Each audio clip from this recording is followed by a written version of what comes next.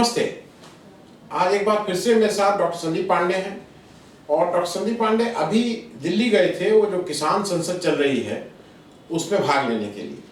तो कल रात ही लौटे हैं और थोड़ा हम लोगों के मन में ये क्या किसान संसद क्या है, और आप चूंकि फर्स्ट हैंड है तो थोड़ा किसान संसद के बारे में बता दीजिए। देखिए, किसानों को संसद इसलिए लगानी पड़ रही है क्योंकि जो हमारी संसद है चुनी हुई, उसमें किसानों की बात नहीं सुनी जा रही है।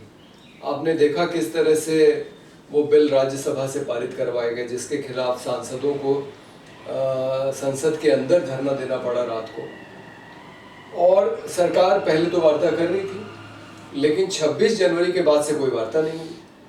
और 26 जनवरी को कोई घटना हुई, उसमें जो बड़ी संख्या थी जिसने बड़े अनुशासित ढंग से दिल्ली के अंदर प्रवेश किया ट्रैक्टरों के साथ, उस पर ना तो मीडिया वालों ने कोई रिपोर्टिंग की, ना उसकी कोई बात होती है।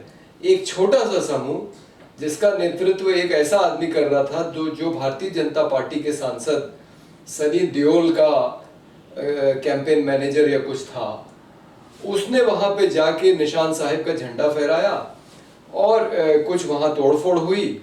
किसी की जान नहीं गई, ये बात मैं फिर से दोहराना चाहूंगा। जान सिर्फ एक आदमी की गई, वो किसान का लड़का था, किसी पुलिस वाले की जान नहीं गई। लेकिन उस घटना को ऐसा बता दिया गया कि पता नहीं क्या हो गया और किसानों को बदनाम कर दिया गया। तो इस बार किसान बहुत सावधान थे क्योंकि उन्होंने डिक्लेयर किया था कि मॉनसून सत्र में वो संसद की तरफ मार्च करेंगे। लेकिन फिर वैसा कुछ ना हो जैसा 26 जनवरी को हुआ और सरकार को कोई बहाना न मिले किसान आंदोलन को बदनाम करने के लिए, तो पुलिस के साथ बात करके ये तय हुआ कि 200 किसान रोज जाएंगे जंतर मंतर पे, क्योंकि सबसे नजदीक धरना स्थल संसद से वही है, और वहां पे वो अपनी संसद लगाएंगे। चूंकि निर्वाचित संसद में उनकी बात नहीं सुनी जा रही, तो खैर पुलिस इस बात पे सहमत हुई है। तो 200 किसान प्रतिनिधि अलग अलग संगठनों के और वो इकट्ठा होते हैं सुबह सुबह सिंघू बॉर्डर पे, वहां से जहां सबसे मजबूत धरना चल रहा है। आज की तारीख में भी आप तो वहां गए हुए हैं, और वहां से 5 बसों में भर के सुबह वहां से वो बसें चलती हैं। पुलिस साथ रहती है, पुलिस स्कॉट रहती है। पुलिस शुरू में नहीं रहती है। अच्छा। वो बसें एक जगह, पुलिस की गाड़ी रहती है आगे पीछे और सारा ट्रैफिक क्लियर कराया जाता है, वो बसें जाती हैं। फिर एक बड़ा परिसर है एकदम सिंघू के पास, लेकिन वहां कोई बोर्ड नहीं लगा, मुझे समझ में नहीं आया वो क्या है। लेकिन वो बड़ा रिसोर्ट किस्म की जगह है और हो सकता है कि पुलिस विभाग का कोई कार्यालय हो। वहां पे 5 बसें अंदर जाती हैं, सब लोग बस से उतरते हैं, बसों की चेकिंग होती है मेटल डिटेक्टर से पूरी अंदर। और उसके बाद जो हम लोगों को पास मिले होते हैं 200 लोगों को, जैसे मेरा नंबर 195 था, तो मेरा एकदम आखिरी में शायद नाम जोड़ा गया होगा, तो वो पास देख के सबको अंदर बैठाया जाता है और तब फिर पुलिस बैठती है बस में, और वहां से पुलिस जो है इन बसों को लेके आती है जंतर मंतर कड़ी सुरक्षा में। मतलब मुझे तो बड़ा आश्चर्य लगा कि किस तरह से लोकतंत्र के अंदर जो है वो लगभग उसको जेल जैसा बना के, जैसा एक पत्रकार साथी वहां कह रही थी कि चारों तरफ पुलिस लगी है, वहां 201वां आदमी नहीं आ सकता, वहां 200 कुर्सियां लगी हैं और 200 लोग बैठते हैं, और फिर उसी में से एक स्पीकर बनता है, एक डिप्टी स्पीकर बनता है, और कुछ पत्रकारों को बाद में जरूर आने दिया जाता है चाय के ब्रेक के समय और खाने के समय। जो सारा, जैसा कि ये पूरा धरना चल रहा है, सिख समुदाय अपने लंगर से व्यवस्था करता है, और एक एक वहां पे जो प्रतिनिधि है वो अपनी बात रखते हैं, अपना नाम देते हैं। आप लोग कितने बजे पहुंच गए? हम लोग निकलने में थोड़ी देर हो गई थी, 9:30, तो हमें लगता है हम पहुंचे हैं 11:30 के करीब। ठीक है। और उसके बाद संसद शुरू हुई, एक एक करके लोगों ने अपनी बात रखनी शुरू की। चूंकि 200 लोग हैं, 200 लोग सब कोशिश करते हैं बोलने की, अपनी बात रखने की, तो 1-1 मिनट का समय सबको मिलता है। लेकिन मैंने ये देखा कि वहाँ जो स्तर है बहस का वो वाकई में बहुत, और जैसा कुछ लोगों ने टिप्पणी की कि शायद इतनी अच्छी बहस तो निर्वाचित संसद में नहीं होती है, और बड़े अनुशासित ढंग से सबने अपनी बात रखी। जिस दिन मैं गया था, हर एक दिन अलग विषय होता है, जिस दिन मैं गया था उस दिन ये जो बिजली संशोधन विधेयक है इसके ऊपर बात होनी थी सुबह से शाम तक, और हर एक व्यक्ति ने कहा कि ये गलत है, कि आप सब्सिडी खत्म कर रहे हैं, किसान को कह रहे हैं कि पहले आप पूरा बिल जमा कीजिए और फिर सब्सिडी खाते में दी जाएगी। और दो चार लोगों ने बहुत सही कहा कि अब ये वही होने जा रहा है जो गैस सिलेंडर के साथ हुआ, कि पहले कहा गया कि आप गैस सिलेंडर का पूरा दाम दीजिए फिर सब्सिडी आपके खाते में जाएगी, और धीरे धीरे सब्सिडी गायब हो गई। तो किसान को ये डर है कि बिजली की ऊंची दर ली जाएगी, और अभी जो एक अलग अलग दर है, भाई खेती के लिए अलग दर है, घर के लिए अलग है, व्यवसायिक इकाई के लिए अलग घर में भी छोटे जो कंज्यूमर है उनकी अलग है, ज्यादा लार्जर कंपनी औद्योगिक इकाई के लिए अलग है, वो खत्म हो जाएगा, सबका रेट एक हो जाएगा। और जो सबसे बड़ा नुकसान होने जा रहा है कि जैसे दिल्ली की राज्य सरकार ने बिजली की दरें कम की हैं, तो राज्य सरकारों को ये जो छूट मिली हुई है वो खत्म हो जाएगी, सारा कुछ केंद्रीकृत हो जाएगा जीएसटी की तरह, और केंद्र सरकार ही तय करेगी। तो जाहिर है ये तो किसान विरोधी है, और किसी ने इसको नहीं माना, सबने कहा कि ये बिल खारिज होना चाहिए। तो अनुभव। और कितने बजे तक बैठे आप लोग? 5 बजे तक, 5 बजे तक संसद चलती है। उसके बीच में न तो कोई बाहर से आ सकता, न कोई वहां से बाहर उठ के जा सकता। अच्छा। हाँ, और जैसे अगर कोई उठ के जाना चाहे तो उसकी भी छूट नहीं है। इतनी वहां जेल जैसा एक माहौल बना के कड़ी सुरक्षा में ये संसद कराई जा रही है। पहले तो मुझे थोड़ा अजीब लगा कि ये तो बहुत कृत्रिम तरीका है कि आप जो है सिर्फ कहने के लिए हमको करने दे रहे हैं, हमारी बात कोई सुन तो रहा नहीं है। मीडिया वाले भी जो आ रहे हैं उसमें कोई बड़ी मीडिया थी नहीं, तो छोटे मोटे चैनल आ रहे हैं, छोटे मोटे अखबार आ रहे हैं। नहीं, बड़ी मीडिया हो सकता है डर के मारे नहीं आ रहा, तो किसी जगह नहीं दिखाया जा रहा है। जी, इसको बड़ा आश्चर्य की बात है कि इतनी महत्वपूर्ण घटना हो रही है। इसका महत्व मुझे जब समझ में आया, जब मैंने चारों तरफ नजर घुमा के देखा कि वहां और कोई धरना नहीं हो रहा है। मतलब आप आमतौर पे जाइए जनता दफ्तर पे, तमाम लोग बैठे रहते हैं झंडा बैनर लेके, और कोई धरना नहीं हो रहा है। तो मुझे उसका महत्व समझ में आया कि भारतीय जनता पार्टी के शासन में जो एकदम लोकतंत्र विरोधी है, वो किसी को धरना नहीं करने दे रही है, लेकिन उसके ऊपर किसान आंदोलन का इतना दबाव है कि 200 किसानों को वो रोज बसों में बैठा के ला रही है, वहां उनको अपनी बात कहने दे रही है। और मैं आपको ये बता दूं कि ये आंदोलन में जाने वाला एक भी आदमी जो है वो इससे डरा नहीं है। मतलब पुलिस जब चेकिंग कर रही थी हमारे अपने वहां कार्यालय में, उस समय नारे लग रहे थे कि अडानी अंबानी का जो यार है गद्दार है, गद्दार है। अच्छा। अरे पुलिस के सामने, मोदी तेरी कब्र खुदेगी आज नहीं तो कल खुदेगी, ये सब नारे, ये नारे लगाए, ये तो बिल्कुल राष्ट्रद्रोह की आरोप। जी। तो किसानों का उत्साह बना हुआ है, और एकदम उसी तेवर के साथ, जिस तेवर के साथ वो लड़ रहे थे शुरू में, अब तो 9 महीने हो जाएंगे, तो 9 महीना हो गए हैं, उसी तेवर के साथ सरकार का विरोध करते हुए, जो मैंने आपको पिछली बार बताया था, जिस तरह के पोस्टर वहां लगे हैं अडानी अंबानी मोदी। और मैं एक आउट ऑफ रेफरेंस क्वेश्चन है पूछ लूं, जी तो मन में आ गया इसमें पूछूं, क्या इनडायरेक्टली चूंकि वहां केजरीवाल की सरकार है, आम आदमी पार्टी की दिल्ली सरकार है, उसका भी थोड़ा फर्क है आप लोगों को? अगर वो बीजेपी की सरकार होती जी तो क्या इतना आसानी रहती? देखिए, पुलिस तो अभी भी दिल्ली केंद्रीय सरकार के ही अधीन है, तो केंद्रीय सरकार अगर चाहती तो इसको न करने देती, लेकिन अगर वो इसको न करने देती तो फिर 26 जनवरी को तो सिर्फ दुष्प्रचार है कि कुछ वहां हुआ गड़बड़, लेकिन इस बार किसान विद्रोह कर देता। देखिए, किसान वहां पे डट के बैठा हुआ है। मैं 1 अगस्त को पहुंचा था और कल मैं 3 अगस्त को वहां से वापस आया हूं। संख्या कम हुई है, लेकिन संख्या कम होना स्वाभाविक इसलिए है कि किसान अगर खेत में काम नहीं करेगा तो क्या खाएगा और देश को क्या खिलाएगा।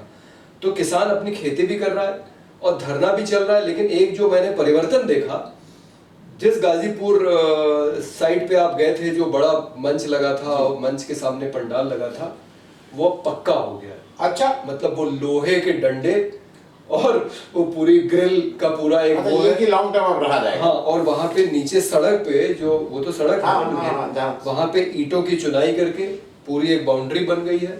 मतलब वो पक्के लोहे के खंबे डाल के और वो पूरी लोहे की चादर वादर लगा के मंच पक्का हो गया है। जो हाईवे पे है वो तो हाईवे वाला मंच। और ज्यादातर जो वहां पे टेंट है वो सब अब धीरे धीरे एकदम पक्के नहीं तो वो उसमें बांस बल्ली और चीजें लगा के उसको एकदम सुदृढ़ कर दिया गया है। हर एक मौसम के हिसाब से अब उसमें आप रह सकते हैं। इतनी बारिश हो रही है लेकिन इतनी व्यवस्था है कि बारिश का पानी अंदर नहीं आ रहा है और लंगर ज्यों के त्यों चल रहे हैं। पिछली बार जब हम लोग गए थे तो पानी थोड़ा था, याद है ना आपको? जी, हम लोग जी, थे तो जी। पानी यानी आ गया था। सारे लंगर चल रहे हैं, लंगर की गुणवत्ता में कोई कमी नहीं है। अच्छा। हम लोग को जो खाना मिला जंतर मंतर पे उसमें पनीर था ठीक है। तो ये जो सिख समुदाय, हमारे साथ एक संतराम यादव जी गए थे बाराबंकी से, हाँ। तो मैंने कहा संतराम जी देख रहे हैं ये 8 महीने से चल रहा है। हाँ। बोले भैया जी ये सिर्फ यही कौम कर सकती है। सही बात। बोले हम लोग इस तरह का 10-15 दिन चला सकते हैं, इससे ज्यादा नहीं। मैं एक प्रश्न और मेरे मन में है, क्योंकि मैं उसको भी जरा एक रेफरेंस पॉइंट में अपनी बात कह दूं, क्योंकि एक कितना गलत है निशान साहब, हम सब लोगों के लिए फख्र की बात है, वो इस देश के प्रधानमंत्री तक उसको बांध के गए हैं, मगर मैं ये मानता हूँ कि अगर निशान साहब भी लग गया था तो कोई ऐसा झंडा नहीं लगा था। वो तो एक मतलब किसी के लिए भी it is a matter of pride. खैर मैं यहाँ पे मैं ये भी जोड़ दूं कि आरएसएस वाले एक समय तक तिरंगे को नहीं मानते थे, ये बात नीतीश कुमार ने कही है। ये भगवा ध्वज के अलावा और किसी ध्वज को स्वीकार ही नहीं करते थे। तो भाई आपके लिए भगवा प्यारा है, उसी तरह से सिख समुदाय के लिए निशान नहीं। और दूसरा, किसी झंडे को उतार के नहीं लगा था, एक खाली वहां है उस पर लग गया। ये तो बात का बतंगड़ बनाने वाली बात है इसका उसने। मैं एक चीज और, क्योंकि आप हो के आए हैं और लोगों भी, चुनाव में किसान भागीदारी कर रहा है कि नहीं करेगा ठीक से? हाँ, तो देखिए एक तो बात जो मुझे वहां समझ में आई कि किसान आंदोलन का इतना दबाव तो है सरकार के ऊपर कि ये संसद हो रही है, अगर इसको सरकार नहीं करने देती तो विद्रोह हो जाता है। क्योंकि किसान वहां, और जो तेवर मैं बता रहा हूं, तो किसान एकदम सरकार के विरोध में। और वहां एक किसान ने कहा कि मैंने पिछली बार गलती से वोट दे दिया था, लेकिन इस बार मुझे समझ में आ गया है कि ये कैसी पार्टी है, ये जो है पूंजीपतियों की दलाल पार्टी है। तो किसान संगठन वहां कई सारे हैं, मतलब ऐसे ऐसे नाम मैं सुन रहा था जो मैंने कभी सुने नहीं थे। उत्तर प्रदेश के अंदर ऑल इंडिया किसान फेडरेशन नाम का एक संगठन है जो मैं जानता नहीं था, एक कम्युनिस्ट पार्टी का। तो इसमें बहुत सारे कम्युनिस्ट पार्टियों के संगठन है। कम्युनिस्ट पार्टियां भी 2 प्रकार की हैं, कुछ चुनाव लड़ती हैं, कुछ चुनाव नहीं लड़ती हैं। मैं अंडरग्राउंड की बात नहीं कर रहा, अंडरग्राउंड वाले तो अलग हैं। जो कम्युनिस्ट पार्टियां भी ऐसी हैं जो सैद्धांतिक दृष्टि से चुनाव नहीं लड़ती हैं लेकिन काम सारा करती हैं। तो वो तो पार्टियां चुनाव लड़ेंगी ही, सीपीआई, सीपीएम और सीपीआई-एमएल। इसके अलावा वहां मैंने ये भी देखा कि हालांकि किसान आंदोलन कह रहा है कि वो अराजनीतिक है, लेकिन वहां जयंत चौधरी के पोस्टर अब लग गए। अच्छा। हाँ, राकेश टिकैत तो जयंत चौधरी के पोस्टर लगे हुए। तो जयंत चौधरी को इसलिए भी वहां स्वीकार्य है, मतलब जयंत चौधरी इसलिए भी स्वीकार्य है क्योंकि उनके दादा किसान नेता माने जाते हैं। और उस दिन वो आया भी, जिस दिन ये समस्या हुई तो आके मंच तक नीचे बैठे भी, तो एक उन्होंने भागीदारी तो बिल्कुल। हाँ, अच्छा, इसमें मैं आपको मजेदार बात बता दूं कि कल 5 सांसद आए थे। अच्छा। निर्वाचित सांसद। अच्छा। पंजाब के। अच्छा। क्योंकि किस पार्टी के? हाँ, ये मेरे साथी अनिल मिश्रा गए थे, मैंने उनसे पूछा तो उनको ये समझ में नहीं आया था किस पार्टी के हैं, लेकिन 5 सिख सांसद आए थे, शायद 5 ही सिख थे या उसमें ज्यादातर सिख थे। वो आए थे बात करने के लिए, उनको वहां बात रखने का मौका नहीं मिला। अच्छा। हाँ, और जब वो वापस गए हैं तो उनके साथ 2 लोग उठ के चले गए, शायद उनके जानने वाले होंगे वो बाहर चले गए उनके साथ। जब वो वापस आए तो संसद ने कहा कि अब आप दोनों को इस संसद से निकाला जाता। अच्छा, निष्कासित कर दिया। अच्छा। तो फिर उन्होंने माफी मांगी, तो अंत में खैर संसद ने माफ किया उनको और वापस उनको बैठाया गया। लेकिन वहां सांसदों को बोलने का मौका नहीं मिला और हमें लगता है ये इससे मैं अंदाज लगा रहा हूं कि ये भारतीय जनता पार्टी या उनके किसी सहयोगी दल के सांसद होंगे, क्योंकि भाई उनसे अपेक्षा है कि अगर वो किसानों के साथ हैं तो वो 3 कानूनों के खिलाफ भूमिका लें, जो कि वो नहीं ले रहे। कुछ वहां के विधायकों ने जरूर इस्तीफा दिया है, जैसे वो अभय चौटाला हैं, ऐसे कई लोग हैं। मैं एक मेरे मन में एक और प्रश्न है जल्दी से जी, क्योंकि अभी एक नई मंत्री बनी है मीनाक्षी लेखी जी। तो आप, क्योंकि मैं इसलिए कह रहा हूँ, उन्होंने बताया था जैसे पहले इनको कहा जा रहा था कि आड़तिया, फिर कहा गया खालिस्तानी, इन्होंने उसको कहा गया मवाली। तो इसमें कुछ किसानों का मतलब उनको इग्नोर कर रहे हैं कि थोड़ा आक्रोश है कि गुस्सा है कि नहीं, हमें लगता है किसानों ने उसको नजरअंदाज किया है, क्योंकि ये टिप्पणी भी अपने आप में बहुत हल्की है। मतलब आप और कुछ नहीं तो आपको कम से कम इस बात का तो उनको श्रेय देना ही पड़ेगा कि वो 8 महीने से बैठे हुए हैं, 9 महीना चालू हो गया है और वो पूरी मजबूती के साथ बैठे हैं। आपकी सरकार उनको हटा नहीं पा रही है और उनकी सारी व्यवस्था चल रही है। पंजाब हरियाणा के गांव-गांव से, पश्चिमी उत्तर प्रदेश के गांव से लोग वहां लगातार आ रहे हैं। अगर आ नहीं रहे होते तो ये जो धीरे धीरे सारे टेंट मजबूत हो गए हैं, वो नहीं होते, मंच के पंडाल मजबूत हो गए हैं, लंगर ज्यों के त्यों चल रहे हैं। मैंने देखा इस बार वाटर कूलर की पक्की मशीनें लग गई हैं वहां। हाँ, पहले उस तरह की मशीनें मैंने नहीं देखी थी। तो अब वहां व्यवस्था पक्की की जा रही है और किसान के मन में ये बहुत उसने तय कर लिया है कि अगर जरूरत पड़ी तो 2024 तक बैठेंगे। तो 2024 तक की तैयारी है ये और माहौल बदल रहा है। और तो जैसा मैं कह रहा था, कुछ किसान संगठन तो जरूर राजनीतिक भागीदारी करेंगे, लेकिन कुछ जरूर ऐसे हैं जो नहीं जाएंगे। नहीं भी जाएंगे लेकिन वो एक स्टैंड लेंगे कि बीजेपी को वोट ये स्टैंड तो सबने लिया हुआ है। अच्छा, ये सबका, हाँ, ये स्टैंड तो किसान आंदोलन का है कि भारतीय जनता पार्टी को वोट नहीं देना है। तो जो नहीं भी सक्रिय राजनीति में भागीदारी करेंगे, वोट तो डालेंगे ही वो और उनके परिवार वाले। तो राजनीतिक परिणाम तो प्रभावित होगा, ये तय है। और पंजाब हरियाणा में होगा, उत्तरी राजस्थान में होगा और पश्चिमी उत्तर प्रदेश में तो तय है, इसमें तो कोई दो राय नहीं है। हमने जो 4 किसान पंचायतें कराई हैं, उसमें हमारी सबसे मजबूत पंचायत बिलारी मुरादाबाद में हुई। उत्तराखंड में भी हो सकता है, 3 से 4 उत्तराखंड में भी हो सकता है, होगा, बिल्कुल प्रभावित होगा। तो प्रभावित होगा। और अब हम लोगों की कोशिश ये रहेगी कि इस आंदोलन का विस्तार अवध, पूर्वांचल और बिहार तक हो। और हमारे साथी अक्षय जो उड़ीसा से 800 किसानों को लेके आए थे, लखनऊ नहीं आने दिया गया था, कानपुर से उनको निकाल दिया गया था और मैंने उनके लिए कुछ चंदा भी यहाँ से भेजा था उनके डीजल के लिए। वो 5000 किसानों को लेके 2 अक्टूबर को चंपारण से चलने वाले हैं। अच्छा, हाँ, और मोदी के संसदीय क्षेत्र बनारस में वो यात्रा 19 अक्टूबर को खत्म होगी। अच्छा। और हम लोग भी सोशलिस्ट किसान सभा की तरफ से उत्तर प्रदेश के 50 जिलों की एक यात्रा की हमारी तैयारी हो गई है और वो इस अक्टूबर वाली जो अक्षय भाई की यात्रा है उसके पहले या बाद में। ऐसा भी हो सकता है कि अक्षय भाई बनारस में खत्म करें और हम लोग बनारस से लेके उसको गाजीपुर तक जाएं। तो ये पूरा संदेश किसानों के बीच में जा रहा है।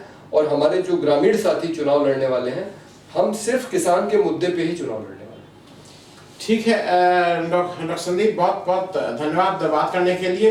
अगले सप्ताह हम लोग किसी इसी तरह के ज्वलन मुद्दे पे आपसे बात कर लेते हैं, तो आपकी क्लैरिटी रहती है, ग्राउंड रियलिटी पता रहती है। बहुत बहुत धन्यवाद। एक अगली बार हम लोग शायद कभी मौका होगा तो मेधा जी को भी अभी गिरफ्तार किया गया, लंबा आंदोलन था, उस पर बात करेंगे। आज थोड़ा समय की कमी है, लेकिन मेधा जी को भी इतने लंबा आंदोलन चल रहा है, शायद 3-4 साल, 1387 दिन, मतलब करीब 3 साल हो गए हैं, 4 साल हो गए। आप सब लोगों को ज्वाइन करने के लिए बहुत बहुत धन्यवाद। Thank you so much. अगर आपको दी पब्लिक के कार्यक्रम पसंद आते हैं तो इन्हें लाइक करें। अगर आप इस वीडियो को YouTube पर देख रहे हैं तो चैनल को सब्सक्राइब करें, और अगर आप इसे Facebook पर देख रहे हैं तो दी पब्लिक के पेज को लाइक करें। अगर आप चाहते हैं कि हम निष्पक्ष पत्रकारिता को जारी रखते हुए आपसे जुड़े मुद्दों पर सवाल उठाते रहें तो हमें सहयोग करें। आपका छोटा से छोटा सहयोग भी इस मुहिम को जारी रखने में हमें ताकत देगा। डोनेट करने के लिए डिटेल्स जो हैं वो डिस्क्रिप्शन बॉक्स में दी गई हैं। धन्यवाद।